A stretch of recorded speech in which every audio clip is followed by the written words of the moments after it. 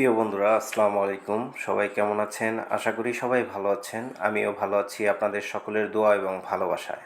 আজকে কথা বলবো হাইড্রোলিক অয়েল এবং হাইড্রোলিক বাকেট নিয়ে। হাইড্রোলিক বকেট কেন বারবার কেটে যায়, আর কি কারণে আপনার এই বাকেট কেটে যায়, আর কিভাবে আপনার দীর্ঘদিন লাস্টিং করবে সেই বিষয় নিয়ে।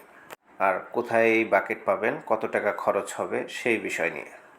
হাইড্রোলিক বাকেট যখন চলে যাবে, আপনার ব্রেক যখন স্লোলি ধরবেন, দেখবেন হাইড্রোলিক হ্যান্ডেল বারের সাথে আপনার হাইড্রোলিক লিভারটা একদম ঠেকে যাচ্ছে। এরকম অবস্থা হবে যখন আপনার একটু হার্ড ব্রেক ধরবেন বা একবার চেপে ধরে আবার ছেড়ে দিবেন, দেখবেন তখন ব্রেক হচ্ছে। আর হাইড্রোলিকের যে লিভার থাকে, যে আমি যে খুলতেছি, এইখান দিয়ে দেখবেন হালকা হালকা ফোটা ফোটা অয়েল, হাইড্রোলিক অয়েল গামবে। যদি দেখেন এইখান দিয়ে অয়েল বের হচ্ছে, তাহলে বুঝে নেবেন আপনার হাইড্রোলিক অয়েল চলে গেছে। আর যদি হ্যান্ডেলবারের সাথে আপনার ব্রেক লিভার একদম ঠেকে যাচ্ছে, এই অবস্থা যদি হয়ে যায়, তাহলে বুঝে নেবেন আপনার হাইড্রোলিক বাকেটটা চলে গেছে, হাইড্রোলিক বাকেট চেঞ্জ করতে হবে। তো এই হচ্ছে হাইড্রোলিক বাকেট। এই বাকেটটাই মূলত চলে গেছে, এর কারণেই আপনার ব্রেক হচ্ছে না ঠিকমতো, অয়েল এইখান দিয়ে বের হয়ে যাচ্ছে। আপনার বাকেটটা যখন চেঞ্জ করবেন, এখানে ভালোভাবে আপনার তেল দিয়ে ধুয়ে নেবেন, যাতে যেন এখানে ময়লা থাকে না। মূলত ময়লার কারণেই এই হাইড্রোলিক বাকেট চলে যায়।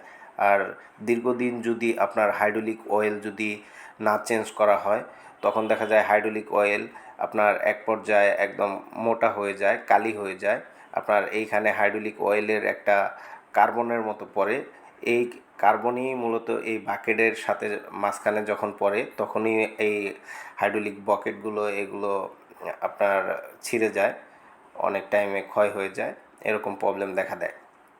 তো হাইড্রোলিক যদি চলে যায়, আপনার এইটা যদি শোরুম থেকে নেন, শোরুমে একদম অরিজিনাল পাবেন, কিন্তু শোরুমে একটু দাম বেশি, হয়তো 500 টাকার উপরে নিবে। আর বাইরে থেকে যদি নেন, ওটাও অরিজিনাল। আপনার একটা শোরুমে যেটা পাওয়া যায় ওটা উত্তরা মোটরস, আর বাইরে যেটা পাওয়া যায় সেটা হচ্ছে যশোর বলে, যশোরের প্যাকেট বলে এরকম, কিন্তু ওটাও অরিজিনাল। কিন্তু বাইরের থেকে আপনার কিনলে আপনার 300-350 টাকার মধ্যে এটা কমপ্লিট করতে পারবেন। আর আমি এটা বাহির থেকেই কিনেছি। আর একটা ওয়েল কিনেছি, ওয়েল আপনার 50 টাকা খরচ হয়েছে, এই মোট 400 টাকা খরচ। আর হাইড্রোলিক বাকেট সবসময় অরিজিনালটাই লাগাবেন। এটা আপনার পালসার UG3-র যে মডেলটা আছে, UG3-র বাকেটও লাগানো যায়, সেম একই মডেল। সেটা লাগাইলে আপনার 250 টাকায় আপনি কমপ্লিট করতে পারবেন সম্পূর্ণ। তো আপনারা ইয়ামাহার প্যাকেটেও লাগাইতে পারেন, বাজাজের প্যাকেটের UG3-র আপনারা হাইড্রোলিক বাকেট সেটাও লাগাইতে পারেন, এতে কোনো সমস্যা হবে না।